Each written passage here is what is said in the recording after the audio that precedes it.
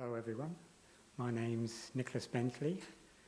Today I wanted to talk about my own private investigations into copyright, and especially copyright in the digital world. And I asked the question, is copyright on the right track? I want to start with a brief introduction to copyright and how it has been in the analog world. I then want to introduce what I call an intellectual contributions model as a way of looking at copyright and how society can deal with copyrighted material. Moving on from that, I want to present what I call the rights office system, which is a distributed system on the internet for managing rights to intellectual works.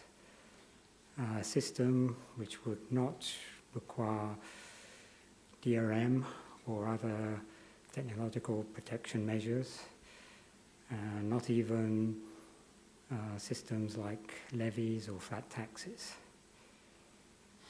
At the end, I would like to summarize the rights office system and invite any questions or responses you had.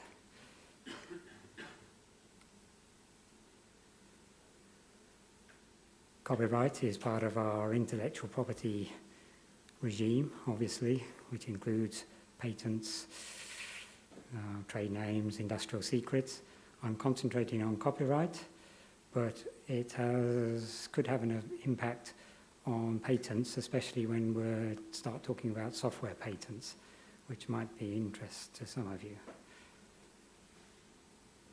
A short history of copyright, which I hope you will find interesting.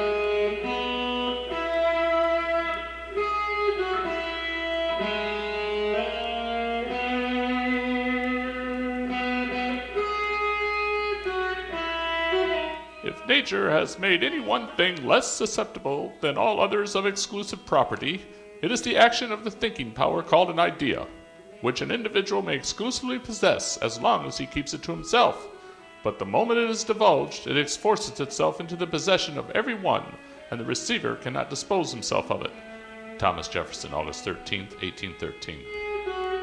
Despite the Constitution's guarantee of limited copyrights, a group of media conglomerates in the 20th century had a wonderful idea.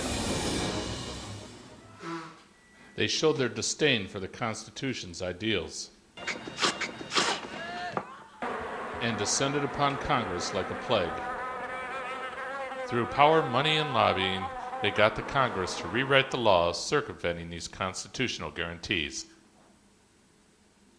Finally, the entertainment cartel convinced the media, which they owned, and Congress that the real crooks were their customers, and they went after them. Blasphemers, idolaters, for this you shall drink bitter waters. Those who will not live by the law shall die by the law. If today's copyright laws were written into the Constitution, here are a few classics we might not see today.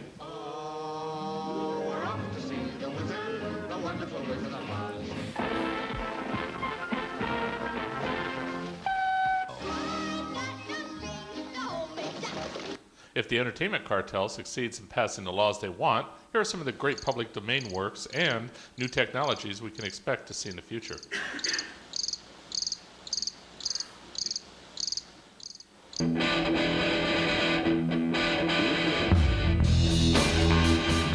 By the 21st century, a small group of mega media giants will control virtually everything the public sees and hears, and the people will never realize it. So this is how liberty dies, with thunderous applause. Good. It ain't wrong. Never do no harm.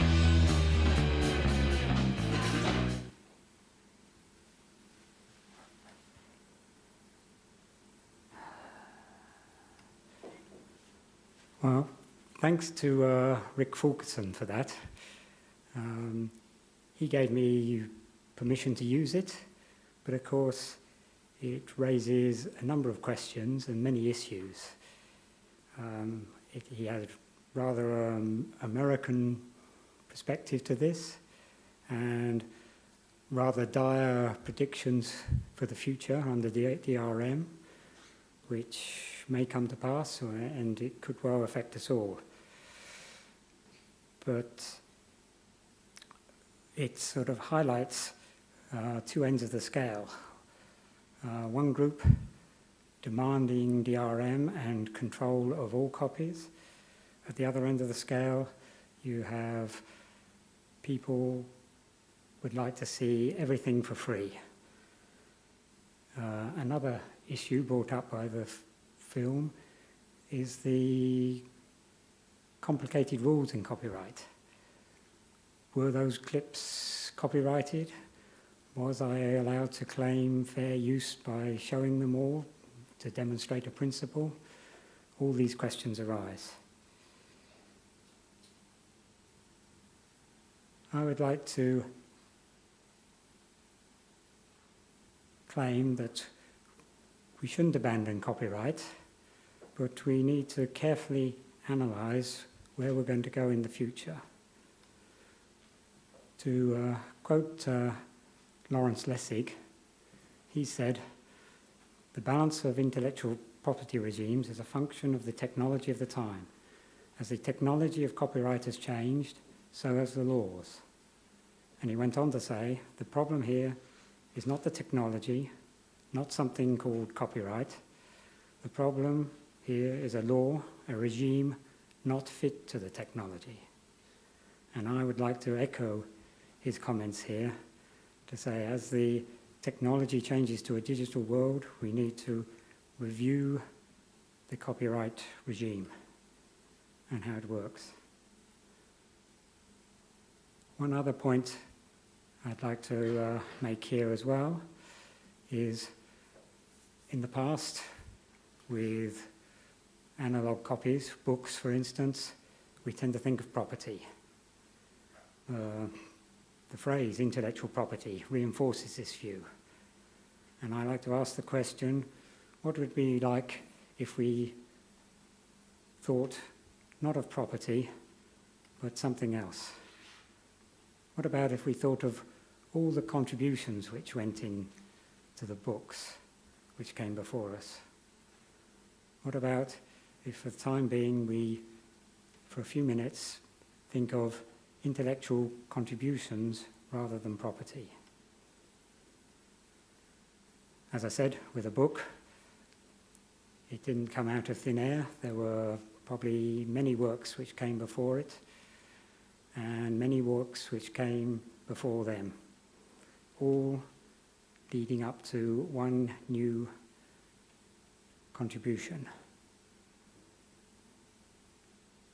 I like to argue that these contributions aren't just a one-way stream. There are reverse contributions, if you like to put it that way, which refer to works which came before. Citations is one instance of this. If you have a book, usually at the end of it, there's many references to the works which came before. And I see this as a contribution to the works which came before. It highlights the important works, it highlights the authors who created these works, and this is an important part of a dynamic system of intellectual contributions. We can even extend this thinking. Recommendations. If I recommend a book to somebody and you go out and buy it, that's a contribution back to the original author. Reviews cover the same principle. A good review of a book will promote more sales, more reading of that book, and help distribute the information and contributions. Citations I've already mentioned. Quotations are even more dynamic. I'm allowed to quote a work or a piece of a work from an original work, and at the same time refer back to the original work. Part of this dynamic contribution chain, as I like to see it. And finally, I add payments to this chain. Buying a book can lead to funds going back to the author, which can help him recoup the costs of writing the book, and most probably help him finance the creation of a new work. And so I see the remuneration chain, payments, as part of this contribution chain, and it is an important part. Just a point here, I'm taking books as an example. Obviously, any medium works under the same principles. To try and express this more formally, I've divided the screen, top and bottom, into tangible and intangible at the top and tangible at the bottom. When an author first creates her work in her head, it is intangible. No one else can get hold of it.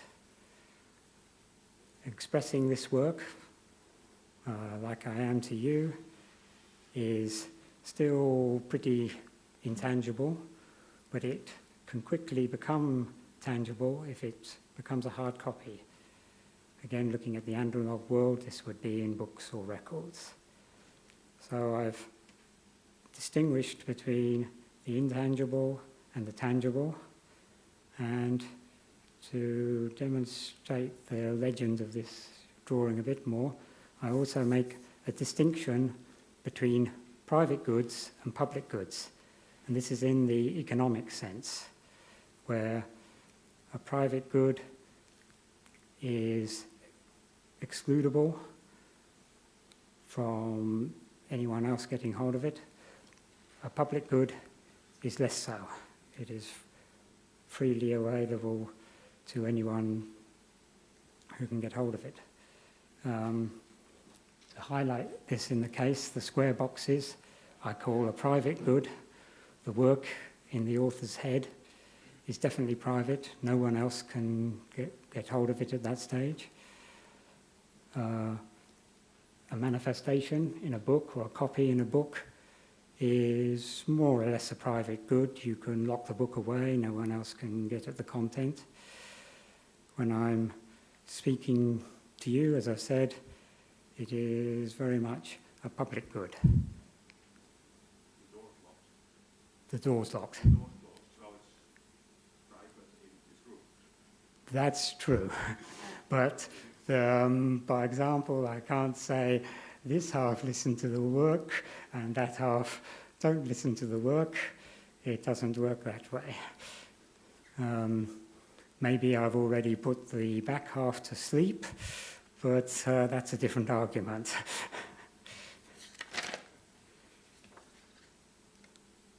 Moving on from this diagram, using the same notation, I'd like to look at the works in the analog world, and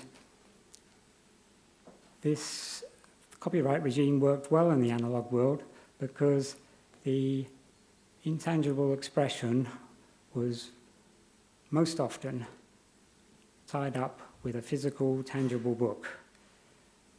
And there you can see this linkage throughout the analog world. And this had one important effect, that it was pretty much self-regulating. Not many people had a printing press, and so for the average consumer, it was easier just to go and buy a book rather than try and reproduce a copy. And this was an important aspect of the operation of the copyright regime in the analog world. And I'll be coming back to this, and I'd like you to bear that in mind.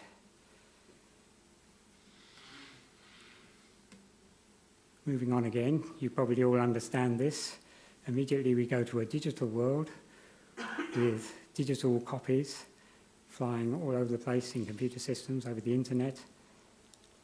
This tangible aspect of the of copyrighted works tends to disappear, and we're left with a whole mass of intangible works freely copied, very much a public good.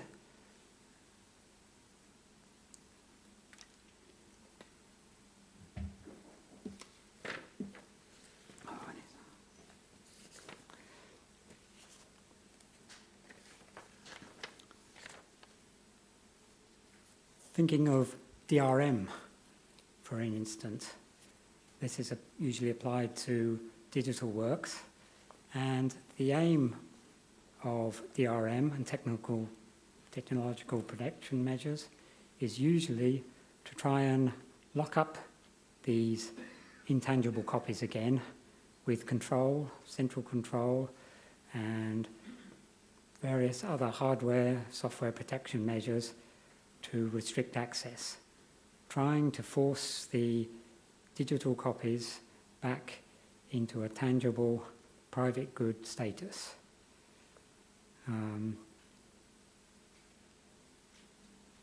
You probably think like me that this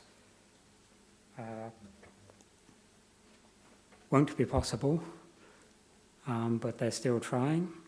And I argue that even if we could devise the perfect DRM system which could protect every copy and avoid this public good free-for-all, it would still have a serious consequences on what I call the intellectual contributions model. It would impact privacy and the freedom to use the work in a fair use fashion. It could limit quoting and the first sale, and I believe all these would have a serious impact on what I call the two-way interaction in the intellectual contributions model.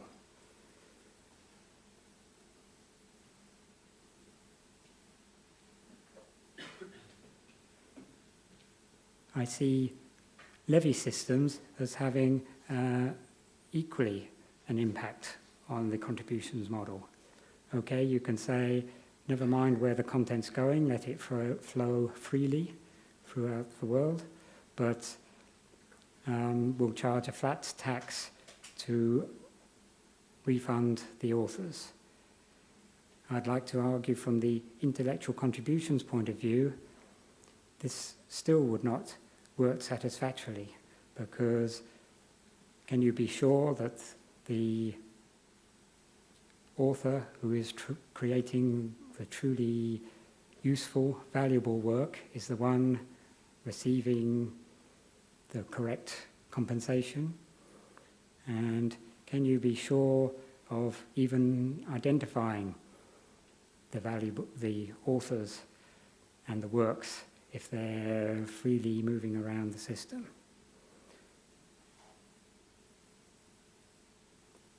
At this stage, I ask the question, is there another way we could regulate the intellectual works?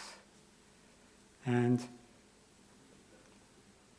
the conclusion I came to was we should go back to the fundamental and look where the private goods are in this system at the moment.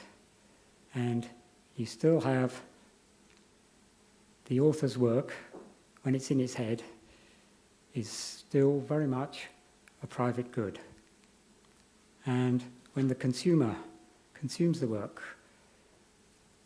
it's very much a private activity. And so I ask the question, is it possible to regulate the remaining private goods in the system?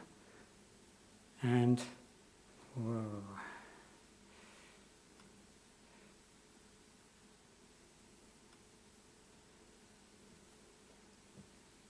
And the solution I propose is what would happen if you actually allocated rights to these private goods.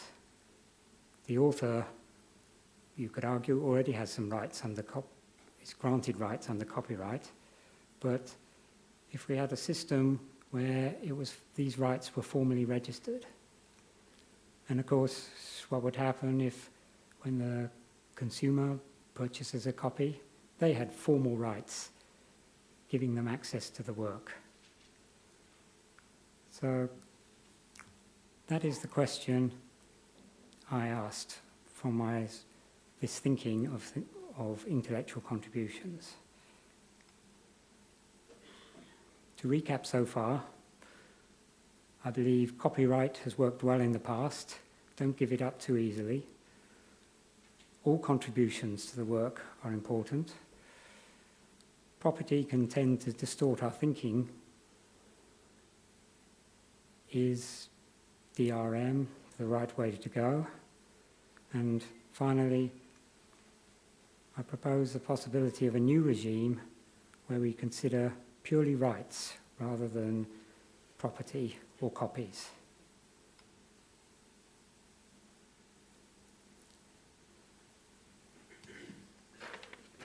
I now want to introduce what I call the rights office system, which might be a means of regulating these rights. I will first try and explain the operation of the system, and then its sort of operating principles, and then move on to the results of using a system like this. I propose that there should be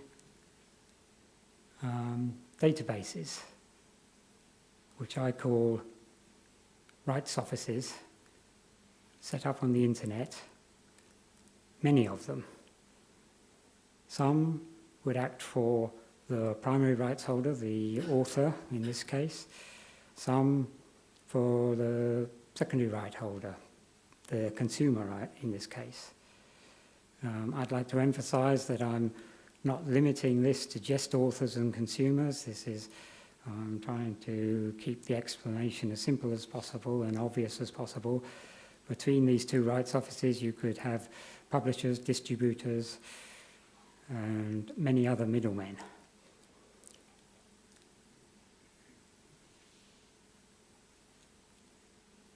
How would this work? I propose that these rights offices would be secure databases.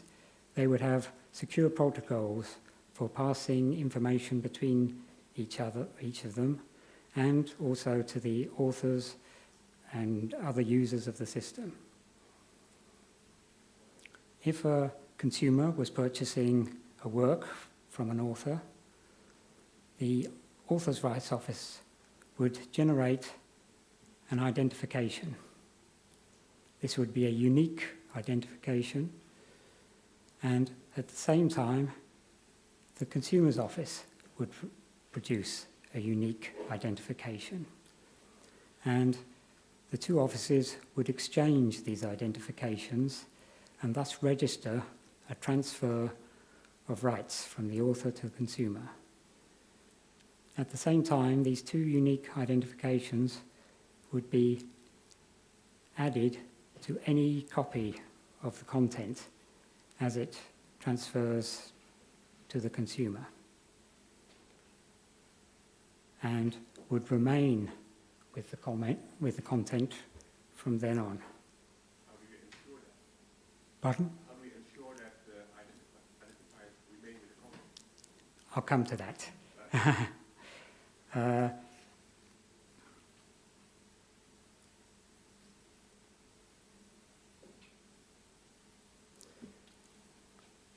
Okay.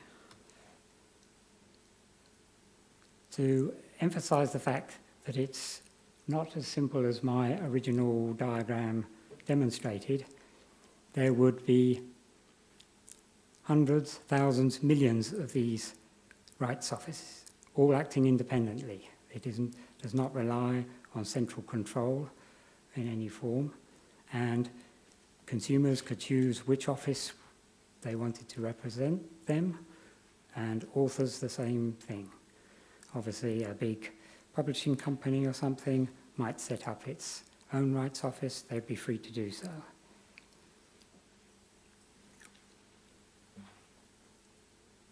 The next thing I'd like to look at is, in slightly more detail, is the identifiers and the content itself. Both the identifiers would be persistent URLs, I propose. One identifying the author's rights office, the other the consumer's rights office. I'd like to point out at this stage, these identifiers would be opaque, I like to call them. They identify the office which has issued the identifier, they identify the content, but they do not necessarily identify the user. The consumer, for instance, registering with a consumer's rights office would have to divulge some identity to the office, but it need not go any further. And these two identifiers introduce a private good in the economic sense into the system, and I call it a product rights descriptor. The name is not important. The content, as I said before, can be any type of content, music, film, etc. To give a practical example, you may have seen at the bottom of my presentation here the little logo. That is the rights descriptor for this presentation.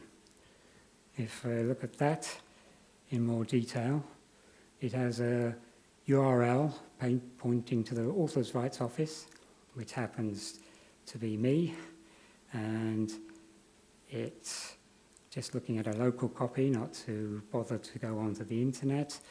It describes the work, it can contain other metadata, it tells you where to contact the author or how to get more copies. It can contain any of this information. For the other identifier, the second one, which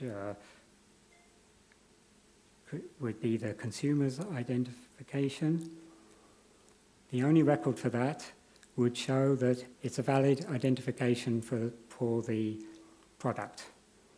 It would not tell you who the consumer was. In this case, I've allocated the rights descriptor to the Chaos Computer Congress. And having allocated that, they're free to film it, record it, and reproduce it.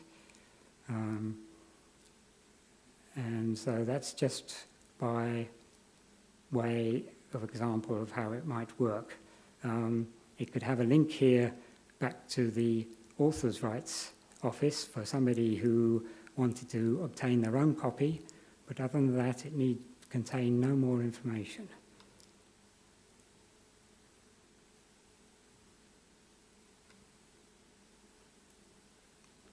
Okay, a little overview of the rights office system so far.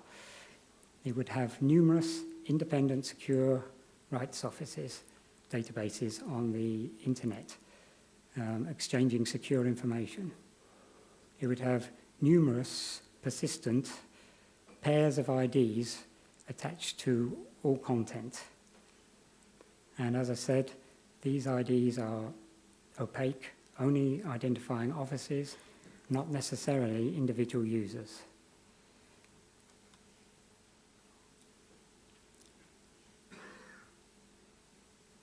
Like all systems, it has to have a few rules, but the rules in this case are very simple and straightforward. The one primary rule is removing an identification from the content or corrupting the identifiers would be illegal. And there was a question just a little bit earlier, what's stopping somebody removing these identifiers? Nothing at all, except the fact, why remove them and make the work illegal when you can leave them in place and anyone can use the content. It makes no sense to do so.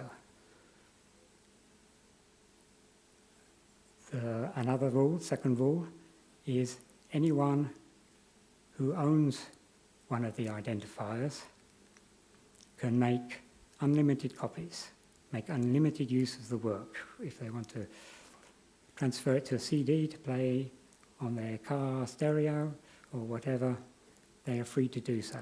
That is the person who owns one of the two identifications attached to the content. Obviously, the author has these rights, and the consumer who purchases a copy or whatever, they would have these rights to make unlimited copies. Only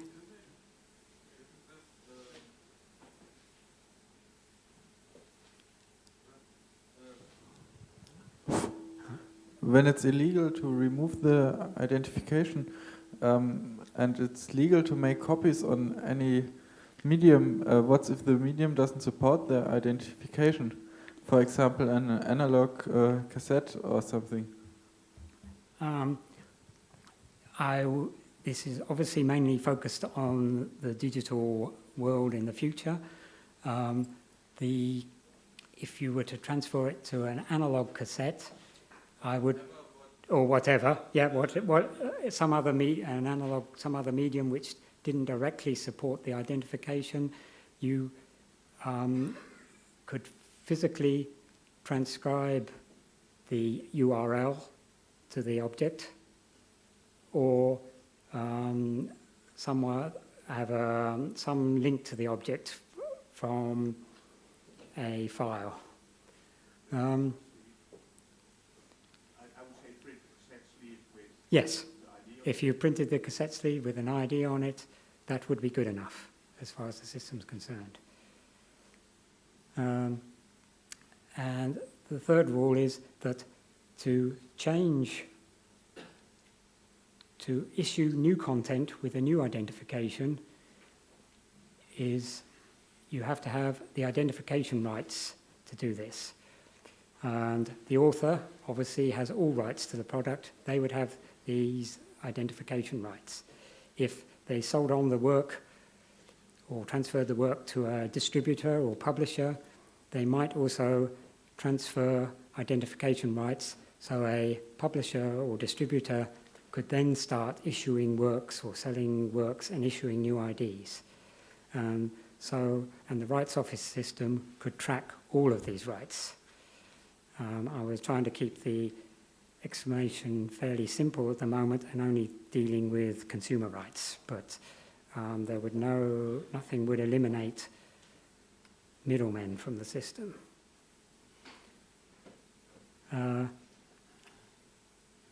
Those were the rules. Now to discuss a few of the rights. I propose a common right of access, that if you have a copy of this content with valid IDs on it, anyone is allowed to consume the product, read it, listen to the music. Doesn't matter where the copy came from, if you have a validly identified copy, anyone can use it. And I think this satisfies a very important social principle that, for instance, in the analog world, if you find a book sitting on the chair, there's nothing to say you can't read the content. Moving on as quickly as possible. Authors' rights, as I said, they would initially have all rights, but they could transfer some of these rights to others. From the consumer's point of view, the average consumer, they would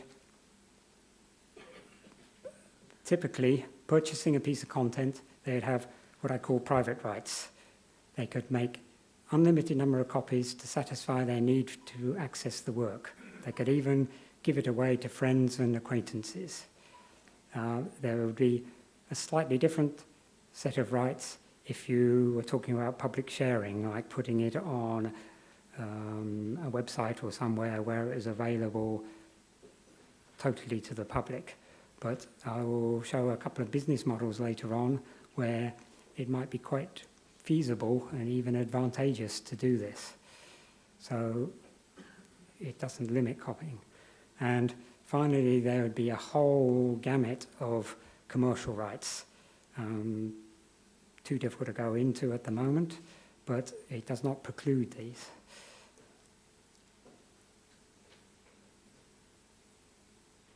The rights office system, as I've described it, is the two offices exchanging a piece of content are effectively making a contract. And any users, after this contract has been made, can confirm their rights by contacting the rights office. And the important point here is that the Consumer's Rights Office will be acting in the interests of the consumer exclusively. The Author's Rights Office will be acting in the interests of the author. And as they transfer the content and transfer the identification, they are duplicating each other's registration, and which avoids any possibility of cheating at that stage. And this dual monitoring of the identifiers is self-regulating. That's if you can assume that Consumer Rights Office is acting in Good faith. good faith. The question was if you can assume that the Consumer Rights Office is acting independently, or But you need to have, consumers have the right to have his records transferred to another Consumer Rights Office. you could. This is getting a bit technical. Yes, that you could introduce a system where you could transfer rights from one consumer office to another. The main principal point is that the consumer can choose which office he wants to represent them, and obviously the reputation of that office for acting fairly and efficiently is important. And as I've already discussed, every copy is identified, and there's no reason to remove the identification. In fact, there's a positive disadvantage to removing it, that you'll be holding an illegal copy. By keeping the identifications, no matter where you got the content from, you're holding an illegal copy, so why remove them?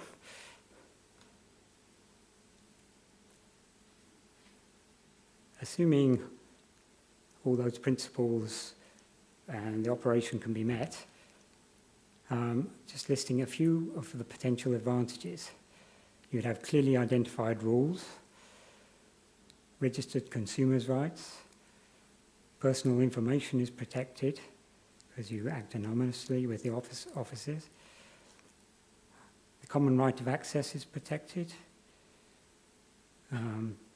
You would tend to have automatic and permanent archives. The Author's Rights Office would probably record an archive with the issuing of the ID.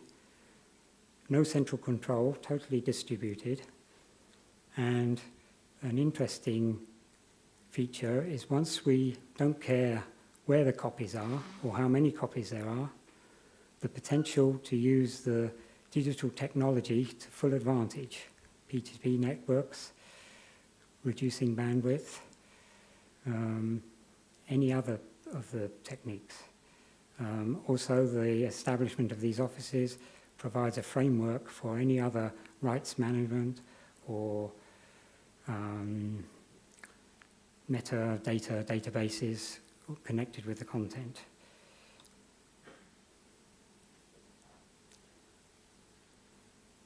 An important aspect, of course, or important question is how could you use this in a business environment? And what are the sort of incentives for people to buy copies if there's going to be identified copies freely available and floating around on the internet and in P2P network. And again, here I believe you have to go back to the contributions model, which is dynamic, and identify where the real value in the system is. The value of in the system is the author who creates something really important and which people want. The musician who creates the best music, the popular music, and the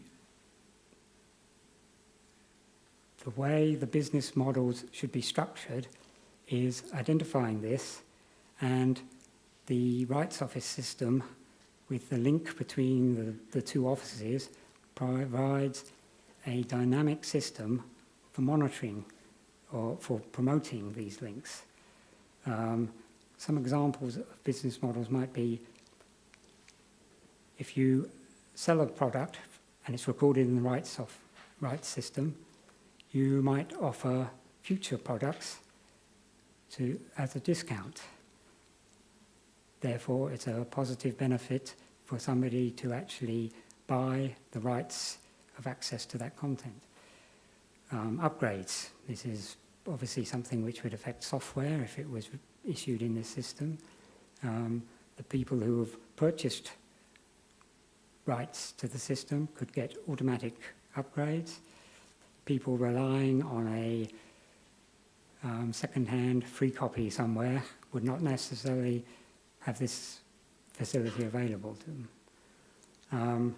I have even more adventurous business models where you'd be encouraged to freely distribute the identified content.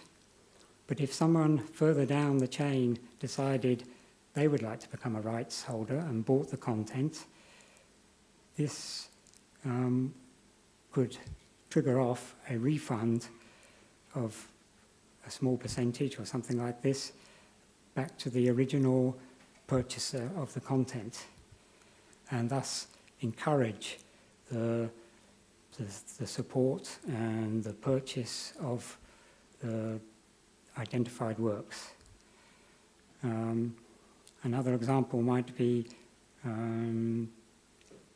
bands have sometimes relied on their fan base to pre-buy a product, and the rights system could record this, and immediately the product was available, it would be instantly available to them because of their rights access to it.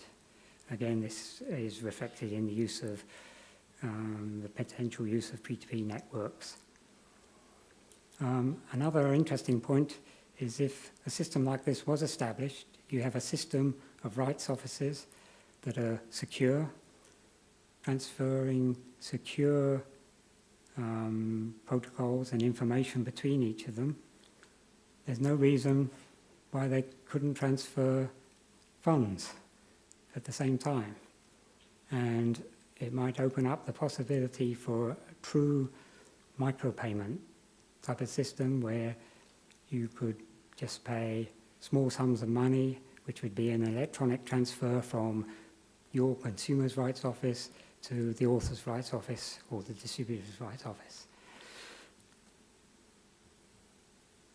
I have to keep moving on here. Why will it work is the question I always get asked. And I can't give a categorical answer that it will work, but only point to tendencies which suggest that it could work. You may have heard of Magnitudes. It's a software, a music distributor, publisher, which works on a shareware model. They have very lax control of their copies, where it goes, but even still, they manage to sell a good proportion of their works, and they offer a range of prices, and they even earn more than the minimum asking price for the copies of the work. Marillion offers a fan base model where they get support directly from their fans.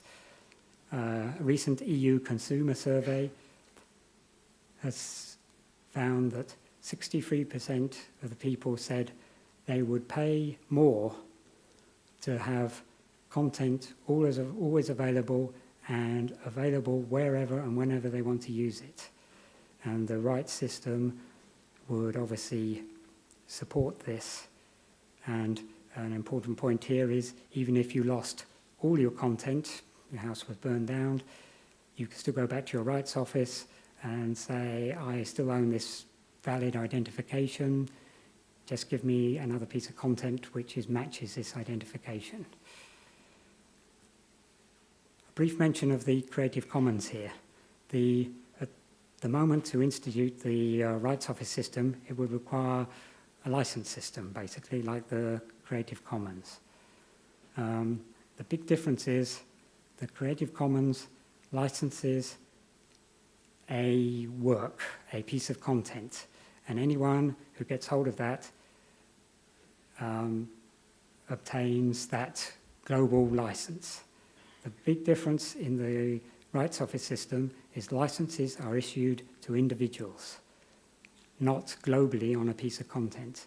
And this is what could allow a true business framework, which I think is lacking from the Creative Commons model.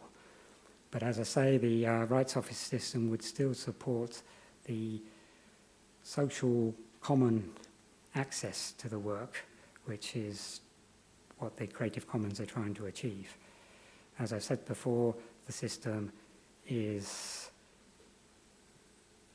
I propose, self-regulating.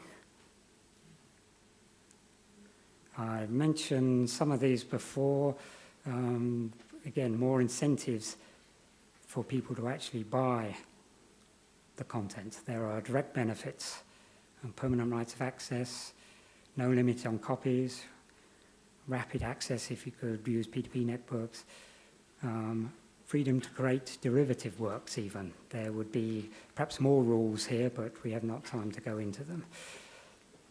The moral advantage. A lot of people would find it important to be able to say they own this content and have a right to use it, and this would be well established. Also, many people like to think they are supporting their artist or author and would willingly do this. And I've also briefly touched on dynamic benefits of this, setting up a distribution chain where there's a link between the consumer and the producer, and this link can be promoted by providing follow-up works and feedback. And effectively, you could even say the consumer is buying a share in the work and a share in the success of the author.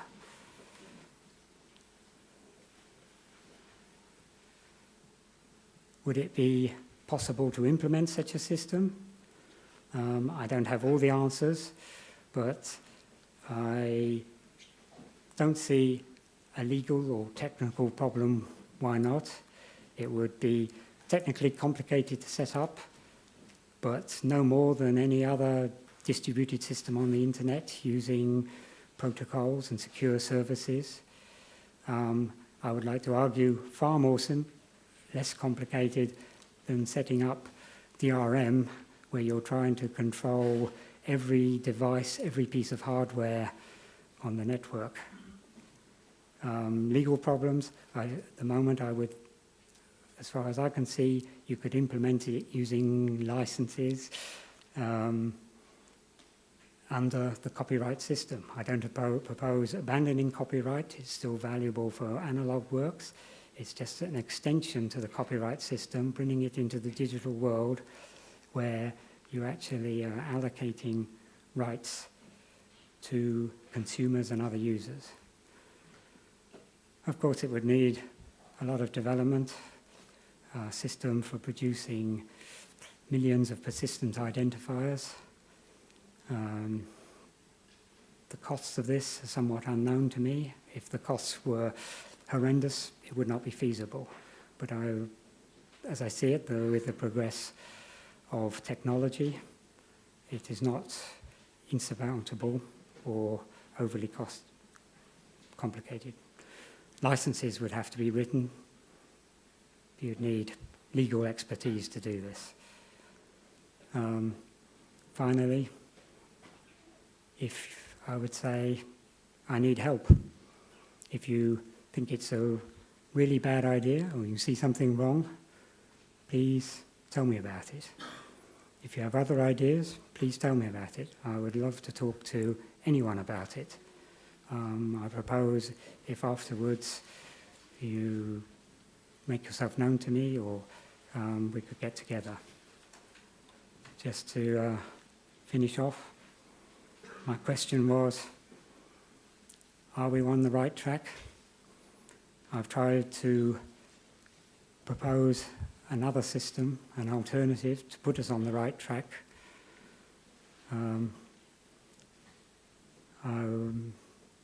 And that's it. As I say, if you want more information, please go to the Common Rights website and/or just click on one of the identifiers for this speech, which will give you a link to more material. Thank you.